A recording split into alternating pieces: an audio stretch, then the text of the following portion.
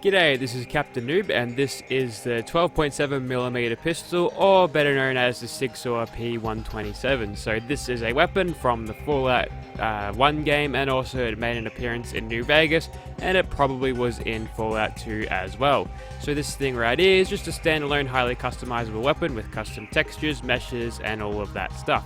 So getting into the attachments here, we've got this thing going pretty much like you would expect a 10mm pistol to do, except there's no automatic variants of these receivers, understandably, and for the barrels you get rather the same sort of thing.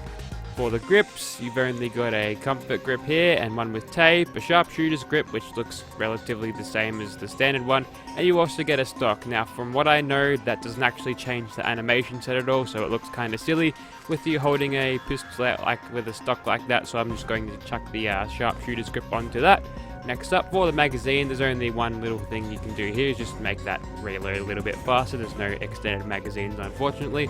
And for the optics here, it gets a little bit more interesting here, because all of these, except for the recon scope, are custom assets there. So you've got the glow sights, which look nice, you've got the reflex, and a different reflex with a different reticule on it, and the recon scope, and a short scope there, so that it's all very, very good. We'll go ahead and chuck on a reflex sight there, and then we'll go ahead and go to the muzzles. So we've got the basic muzzle brake and compensator. You get a barrel extender here, which well, looks like a suppressor. It is not, it's just a big old barrel on it. It makes it more accurate at range.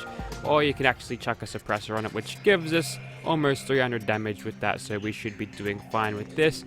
And of course you've also got this thing, texture changes, or a material swap as the game's concerned. So you can make this black, which makes it look gunmetal grey, not really black.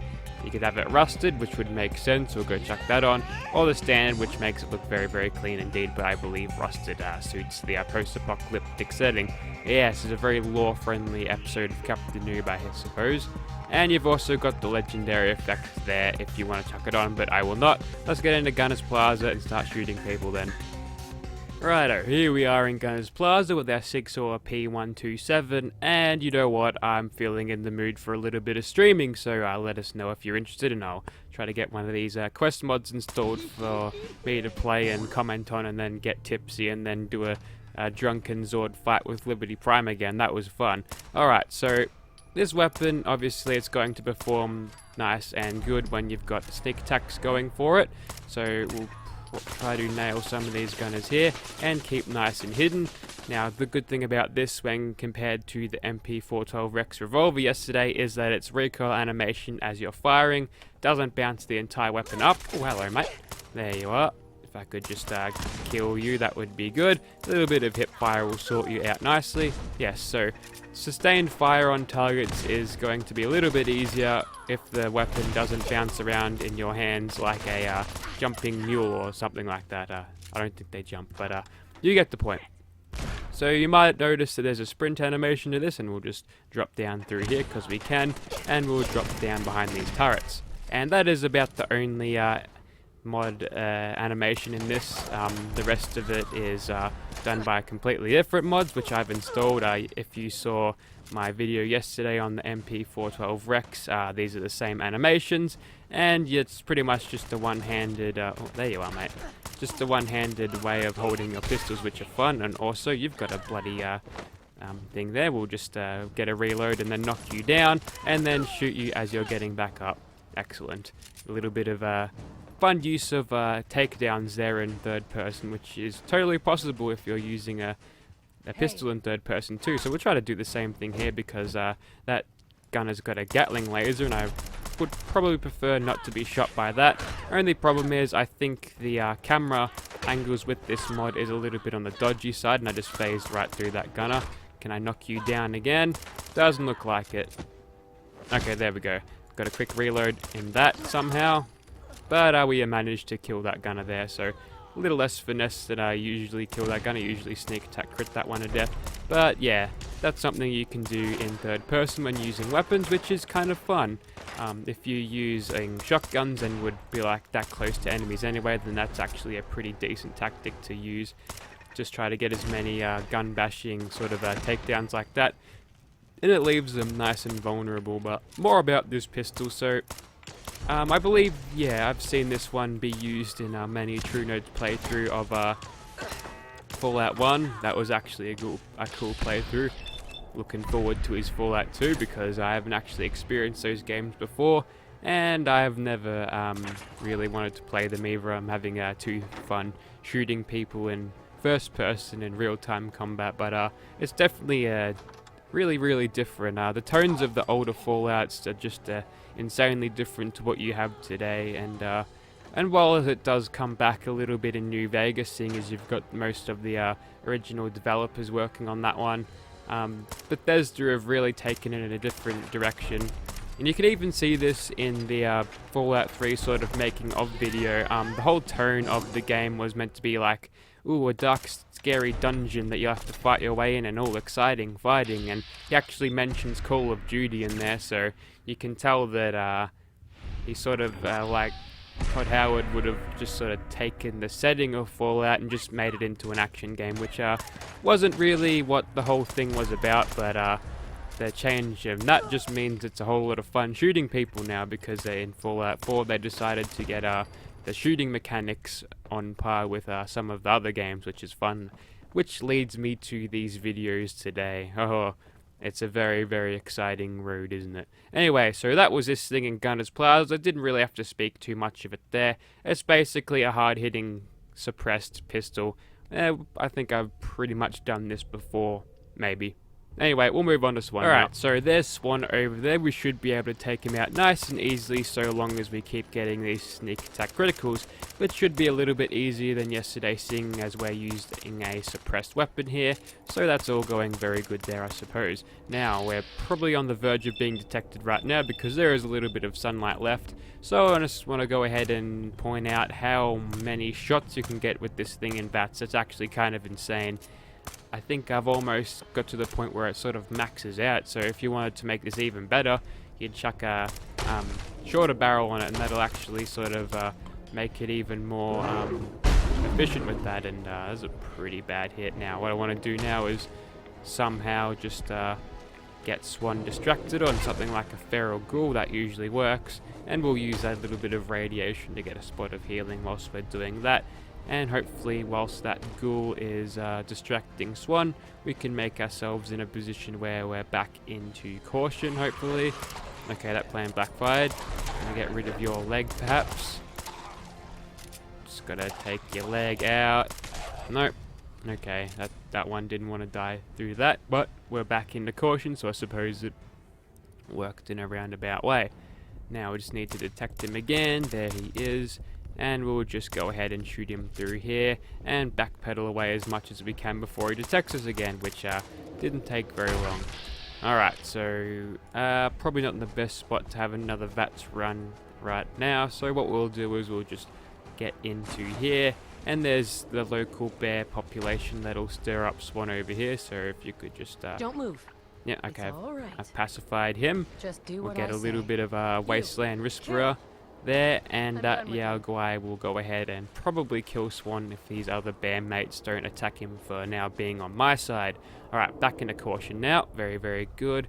Unfortunately, there's a big old house in our way, so yeah, we'll have to sort of make sure we aren't, we'll get around that before we start shooting him, although we aren't getting the sneak attack criticals that we need because he is in a hostile state there, in an aggro state, because I believe those bears are around there. And unfortunately for us, he's just going to stand there and take all of these bullets without being sneak attack critted.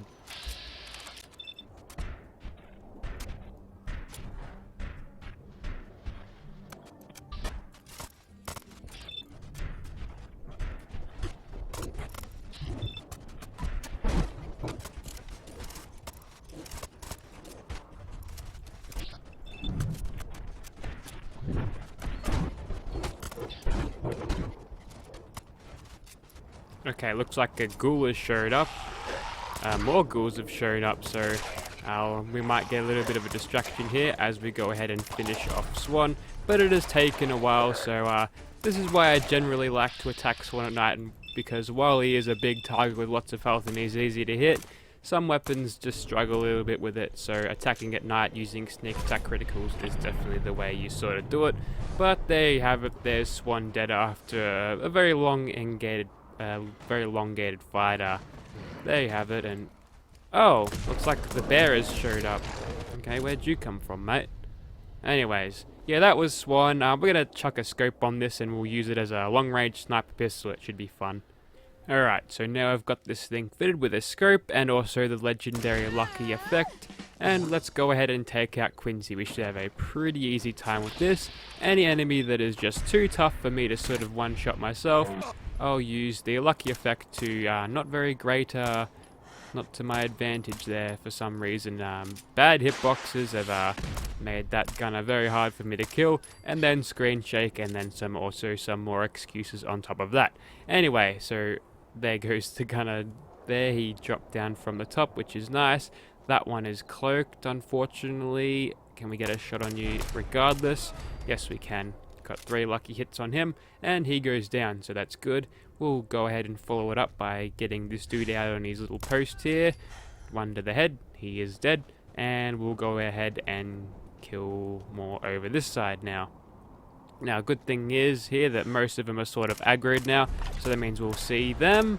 A little bit of frame rate droppage happening, so might as well go ahead and pull out a little bit of a crit here, and we'll go ahead and crit that second guy too. We'll just use lucky as cheaply as possible, and while it is not exactly optimized fully for use in VATS, hang on, we'll shoot this one. Did that do a lot of damage too? That did barely anything. Complete waste of a crit there, but yeah, whilst this thing isn't totally optimized for VATS usage, you still get a fair amount of shots in VATS, which is nice. It's probably a more fair amount that you'd get with a reflex sight, so there you go. Can we just get a shot on you? Crosshairs right on him, so we might have a little bit of a weapon spread to deal with here, which is not really all that common or rare in vanilla weapon cases. Usually they hit exactly where you're aiming, and I'm pretty sure they did that for gameplay purposes because it's a little bit irritating having your aim right on the dude and then not being able to hit them. Anyway, we've got the Assaultron coming up here. It's probably a good idea to hit that thing in the torso and crit it because that's where the weak spot for a robot is. But now it's run up to us, and we are definitely in aggro town now with this gunner. So we'll chuck on our flashlight as we come up the stairs, and then we'll go ahead and crit whoever this is. Where are ya? You know what? We'll go ahead and grind some crits up on you, I reckon. Yep, there we go. 3 shots and a little bit of Grim Reaper sprint there. We've got 2 crits now, and we're still in danger, but whatever. We'll go ahead and shoot this guy with a crit. He staggers a bit and leaves him vulnerable to my follow-up shot. Very, very good. What have we got down here? Just the usual, I bet. So we'll let them go as they are. There's always a turret in here. Did not mean to open up Pip-Boy, but there it was. We'll quickly shoot that turret through there. And here we are. So we'll quickly go up and kill the commander, the boss around here. Or maybe we'll just fall down and kill this dude instead. You know what? You can be crit fodder again, so we'll just shoot you a couple of times in the head. 3 should do it, and that'll give us at least 1 crit back. Yes, indeed we did. And we'll go up and try to assault these ones now. You know what? We'll have a couple of shots at you. Why not?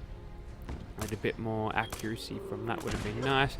But with the penetrator perk, when she ducked behind cover, I was able to get a couple more hits in, which is nice.